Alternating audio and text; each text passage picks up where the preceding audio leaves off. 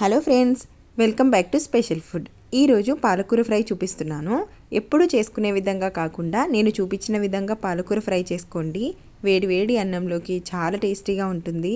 దీనికోసం ఒక 4 కట్టలు పాలకూర తీసుకొని నీట్గా కడిగి ఇలా సన్నగా కట్ చేసి పెట్టుకోవాలి.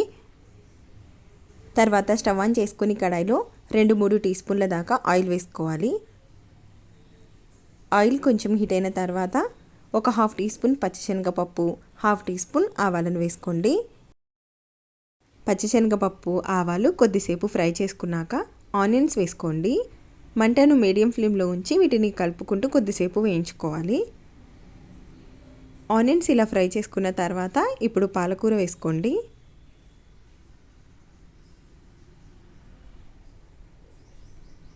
పాలకూర వేసుకున్నాక ఒకసారి బాగా కలుపుకోవాలి. ఇలా మంచిగా కలుపుకొని మూత పెట్టి మంటను లో ఫ్లేమ్లో ఉంచి ఒక 5 నిమిషాలు కుక్ చేసుకోవాలి. పాలకూర చాలా తొందరగా మగ్గిపోతుంది. తర్వాత గిన్నెలో 3 టీ స్పూన్ల దాకా శనగపిండి, కొద్దిగా ఉప్పు, కారం వేసుకోవాలి. అలాగే కొన్ని వాటర్ వేసుకొని ఉండలు లేకుండా పిండిని బాగా మిక్స్ చేసుకోవాలి. ఈ విధంగా శనగపిండిని మంచిగా కలుపుకొని రెడీగా పక్కకు పెట్టేసుకోండి. ఈలోగా పాలకూర మంచిగా మగ్గిపోయి ఉంటుంది. చూడండి, ఒక 5 నిమిషాలకే పాలకూర బాగా వేగిపోతుంది. ఇప్పుడు కొద్దిగా పసుపును వేసుకొని కలిపి పచ్చివాసన పోయేంత వరకు ఒక 2 నిమిషాల పాటు ఫ్రై చేసుకోవాలి. ఈ పాలకూర ఫ్రై ఒకసారి ఇంట్లో తప్పకుండా ట్రై చేయండి. సింపుల్గా చేసుకోవచ్చు.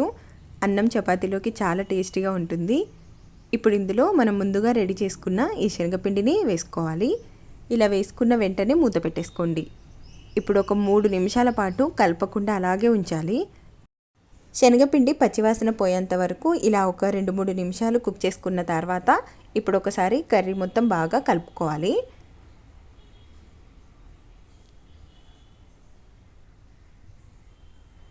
ఇలా కలుపుకొని మంటను హై ఫ్లేమ్లో ఉంచి బాగా ఫ్రై చేసుకోవాలి.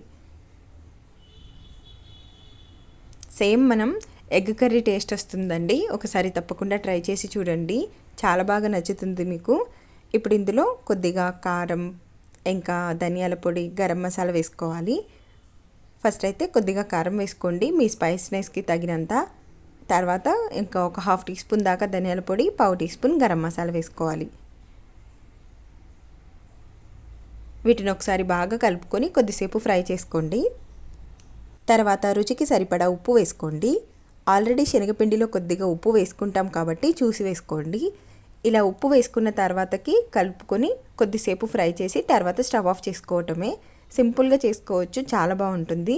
టేస్ట్ అయితే కొంచెం డిఫరెంట్గా బాగుంది. తప్పకుండా ట్రై చేసి చూడండి.